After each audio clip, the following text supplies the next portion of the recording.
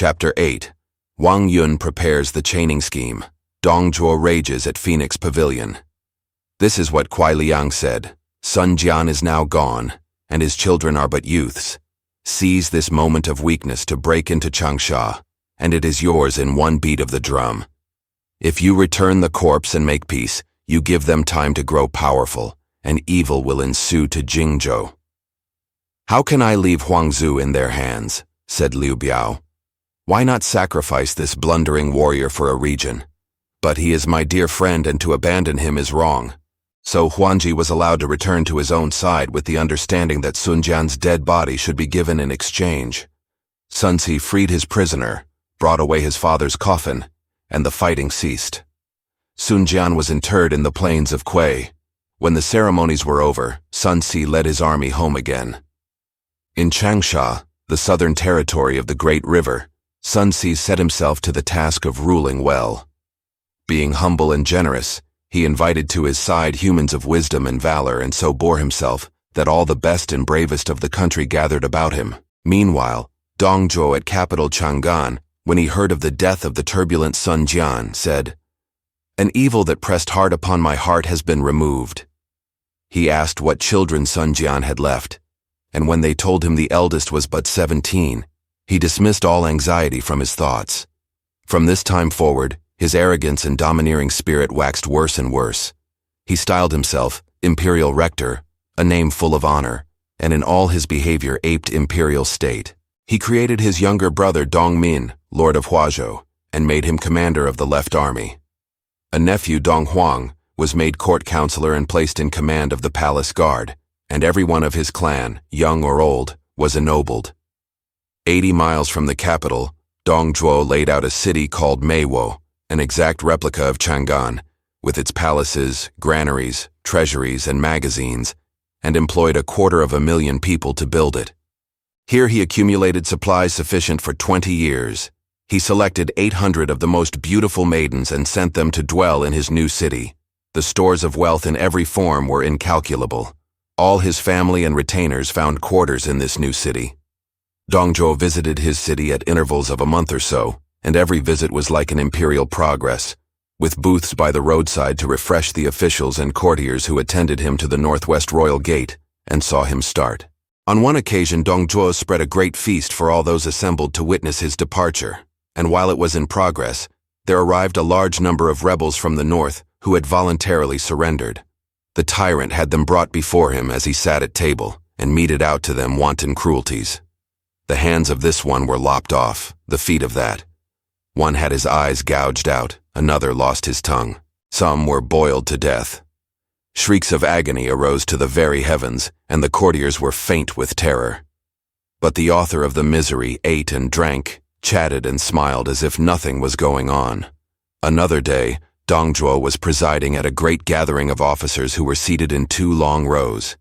After the wine had gone up and down several times, Liu Bei entered and whispered a few words in his master's ear. Zhuo smiled and said, "He was always so. Take Minister Zhang Wan outside." The others all turned pale. In a little time, a serving man brought the head of their fellow guest on a red dish and showed it to their host. They nearly died with fright. "Do not fear," said Zhuo, smiling. "Minister Zhang Wan was in league with Yuan Shu to assassinate me. A letter he wrote fell by mistake into the hands of my son, so I have had him put to death. You gentlemen, who have no reason, need have no fear." The officials hastened to disperse. One of them, Minister of the Interior Wang Yun, who had witnessed all this, returned to his palace very pensive and much distressed. The same evening, a bright moonlight night, he took his staff and went strolling in his private garden. Standing near one of the creeper trellises, he gazed up at the sky, and the tears rolled down his cheeks. Suddenly, he heard a rustle in the peony pavilion and someone sighing deeply. Stealthily creeping near, he saw there one of the household singing girls named Diao Chan. This maiden had been brought up in his palace, where she had been taught to sing and dance. At 21, she was then just bursting into womanhood, a pretty and clever girl whom Wang Yun regarded more as a daughter than a dependent. After listening for some time, Wang Yun suddenly called out, "What mischief are you up to there, you naughty girl?" The maiden dropped on her knees in terror, saying, "Would thy unworthy handmaid dare to do anything wrong? Then what are you sighing about out here in the darkness? May thy handmaid speak from the bottom of her heart. Tell me the whole truth. Do not conceal anything." And the girl said, "Thy handmaid has been the recipient of bountiful kindness. She has been taught to sing and dance and been treated so kindly that were she torn in pieces for her Lord's sake, it would not repay 1,000th part. She has noticed lately that her Lord's brows have been knit in distress and knows it is on account of the state troubles, but she has not dared to ask. This evening he seemed sadder than ever, and she was miserable on her Lord's account. But she did not know she would be seen. Could she be of any use, she would not shrink from a myriad deaths." A sudden idea came to Wang Yun, and he struck the ground with his staff, and he said, "Who would think that the fate of Han lay on your palm? Come with me." The girl followed him into the house. Then he dismissed all the waiting attendants, placed Diao Chan on a chair and bowed before her.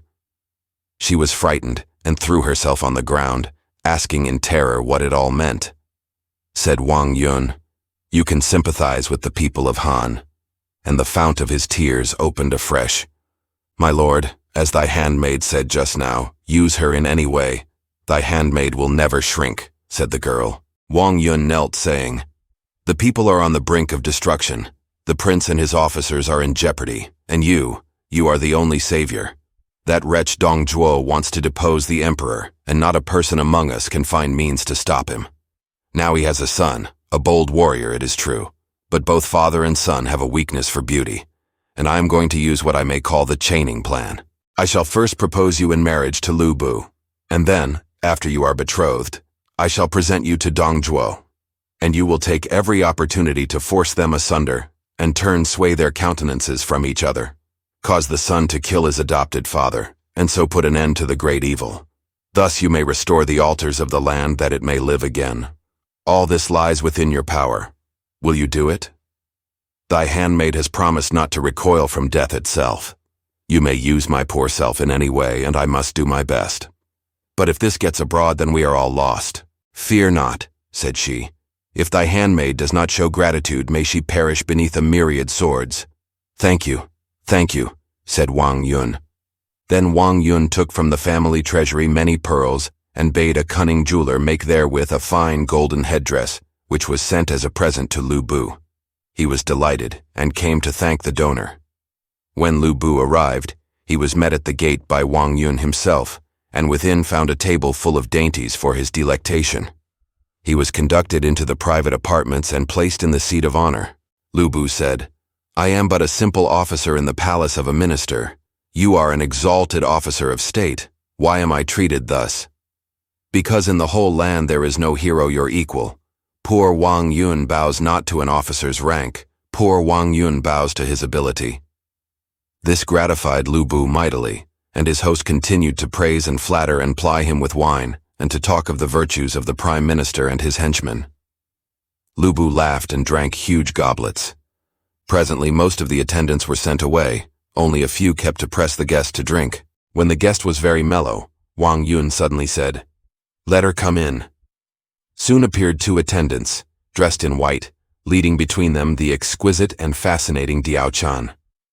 "Who is this?" said Liu Bei, startled into sobriety. "This is my little girl, Diao Chan. You will not be annoyed at my familiarity, will you? But you have been so very friendly, I thought you would like to see her." Wang Yun bade Diao Chan present a goblet of wine, and her eyes met those of the warrior. Wang Yun, feigning intoxication, said, "My little child begs you, General, to take a cup or two. We all depend upon you, all our house." Liu Bei begged Diao Chan to sit down. She pretended to wish to retire. Her master pressed her to remain, saying that she might do so since the guest was a dear friend. So she took a seat modestly near her master. Liu Bei kept his gaze fixed upon the maid, while he swallowed cup after cup of wine. "I should like to present her to you as a handmaid. Would you accept?" said Wang Yun. The guest started up. "If that is so, you may rely upon my abject gratitude," said Liu Bei. "We will choose a propitious day ere long and send her to the palace." Liu Bei was overjoyed. He could not keep his eyes off Diao Chan, and loving glances flashed from her liquid eyes. However, the time came for the guest to leave, and Wang Yun said, "I would ask you to remain the night, but the Prime Minister might suspect something." Liu Bei thanked him again and again and departed.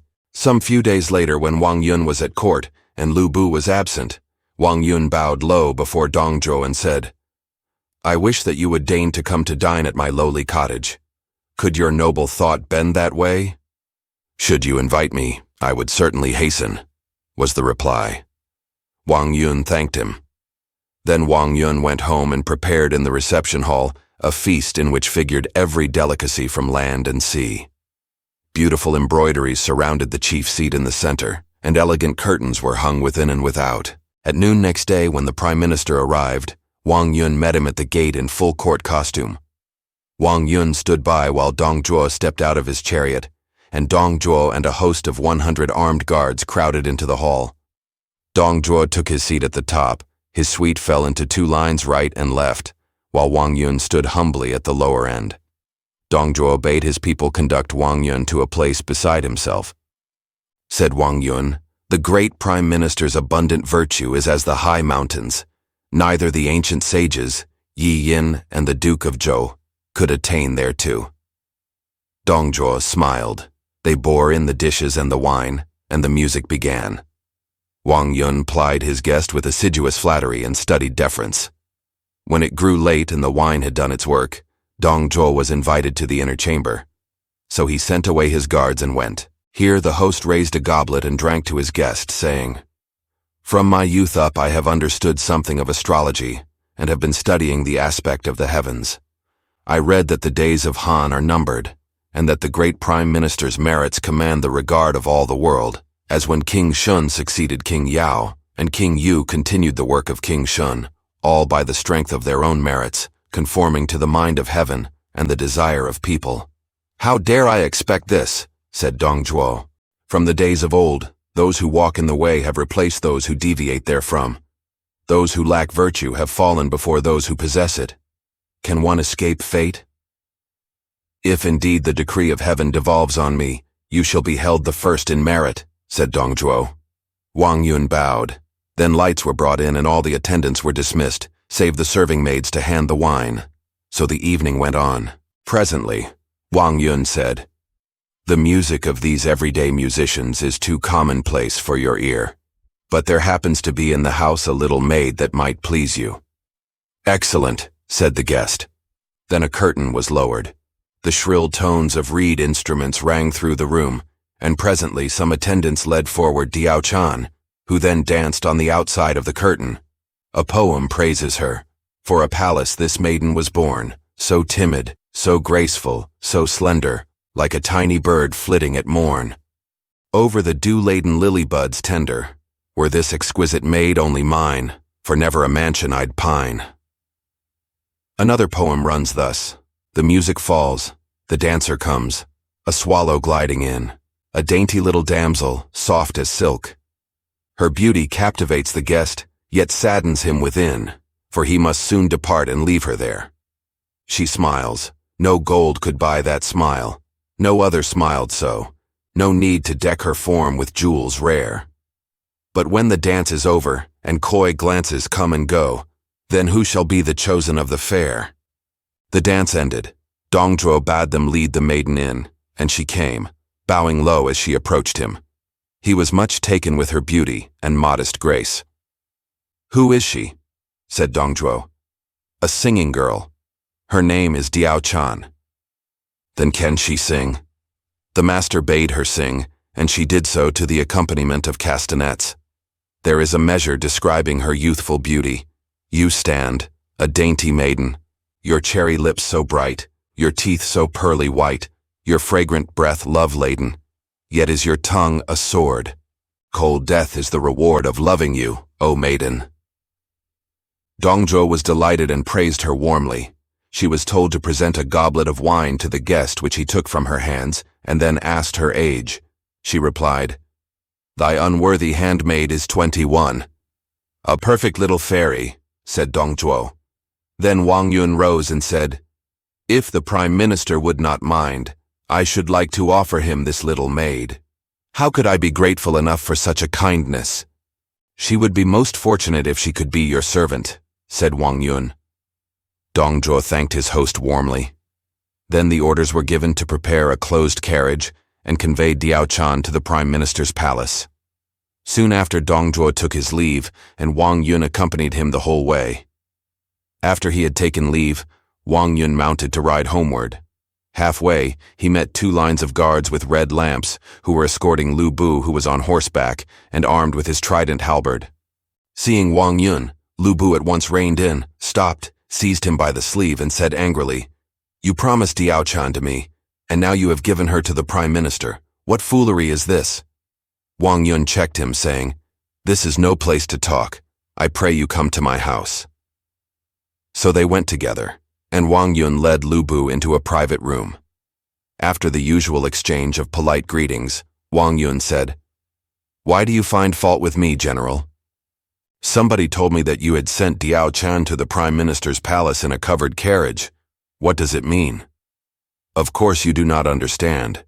Yesterday when I was at court, the Prime Minister told me he had something to talk to me about in my own house.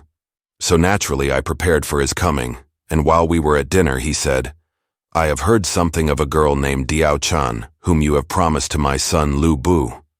I thought it was mere rumor, so I wanted to ask if it was true. Beside, I should like to see her." I could not say no, so she came in and made her bow to the Lord of Lords. Then he said that it was a lucky day, and he would take her away with him and betroth her to you. Just think, sir. When the Prime Minister had come himself, could I stop him? "You were not so very wrong," said Liu Bei, "but for a time I had misunderstood you. I owe you an apology. The girl has a small trousseau, which I will send as soon as she has gone over to your dwelling." Liu Bei thanked him and went away.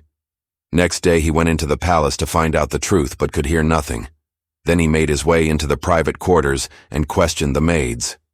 Presently one told him that the Prime Minister had brought home a new bedfellow the night before and was not up yet. Liu Bei was very angry.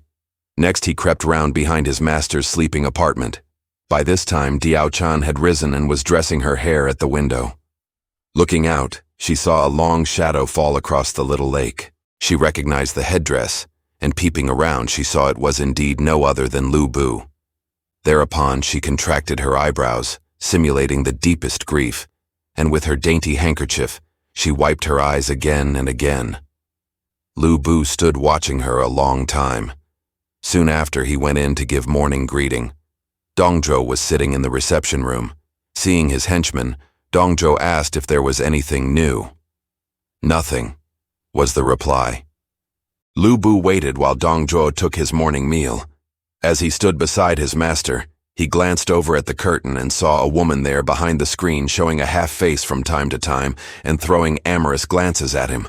He felt it was his beloved, and his thoughts flew to her. Presently Dong Zhuo noticed his expression and began to feel suspicious. "If there is nothing, you may go," said Dong Zhuo. Liu Bei sulkily withdrew.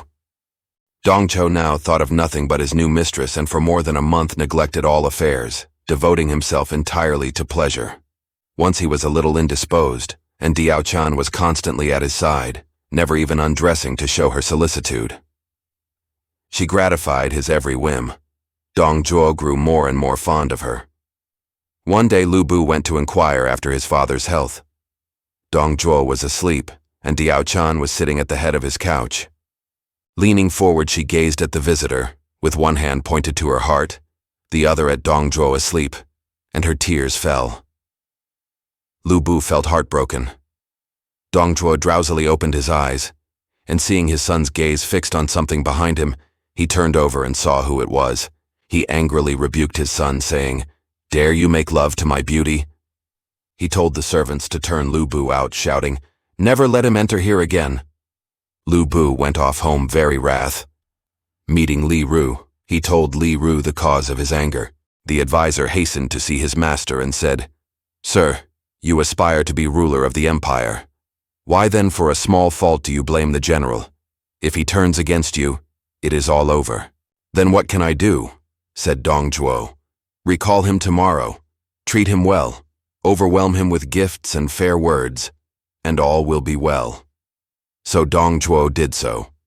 He sent for Liu Bei and was very gracious and said, "I was irritable and hasty yesterday owing to my illness, and I wronged you, I know. Forgive me." He gave Liu Bei 300 ounces of gold and 20 rolls of brocade, and so the quarrel was made up. But though Liu Bei's body was with his adopted father Dong Zhuo, his heart was with his promised bride Diao Chan. Dong Zhuo, having quite recovered, went to court again, and Liu Bei followed him as usual. Seeing Dong Zhuo deep in conversation with the emperor, Liu Bei, armed as he was, went out of the palace and rode off to his chief's residence. He tied up his steed at the entrance and, halberd in hand, went to the private apartment to seek his love. He found Diao Chan, and she told him to go out into the garden where she would join him soon. He went, taking his halberd with him, and he leaned against the rail of the Phoenix Pavilion to wait for Diao Chan. After a long time she appeared, swaying gracefully as she made her way under the drooping willows and parting the flowers as she passed. She was exquisite, a perfect fairy from the palace of the moon. Tears were in her eyes as she came up and said, "Though I am not the minister's real daughter, yet he treated me as his own child. The desire of my life was fulfilled when he plighted me to you. But oh, to think of the wickedness of the prime minister, stealing my poor self as he did. I suffered so much. I longed to die, only that I had not told you the real truth. So I lived on, bearing my shame as best as I could, but feeling it mean still to live. Now that I have seen you, I can end it all. My poor sullied body is no longer fit to serve a hero. I can die before your eyes and so prove how true I am." Thus speaking, she seized the curving rail and started into the lily pond. Liu Bei caught her in his strong arms and wept as he held her close. "I knew it. I always knew your heart," he sobbed. "Only we never had a chance to speak." She threw her arms about Liu Bei. "If I cannot be your wife in this life, I will in the ages to come," she whispered. "If I do not marry you in this life, I am no hero," said he. "Every day is a year long. Oh, pity me, rescue me, my lord. I have only stolen away for a brief moment, and I am afraid that old rebel will suspect something, so I must not stay too long," said Liu Bei. Diao Chan clung to his robe, saying, "If you fear the old thief so much, I shall never see another sunrise." Liu Bei stopped. "Give me a little time to think," said he, and he picked up his halberd to go. "In the deep seclusion of the harem, I heard the stories of your prowess. You were the one man who excelled all others. Little did I think that you of all heroes would rest content under the dominion of another." And tears rained again. A wave of shame flooded his face. Leaning his halberd against the railing, he turned and clasped the girl to his breast, soothing her with fond words. The lovers held each other close, swaying to and fro with emotion. They could not bring themselves to say farewell. In the meantime, Dong Zhuo missed his henchman, and doubt filled his heart.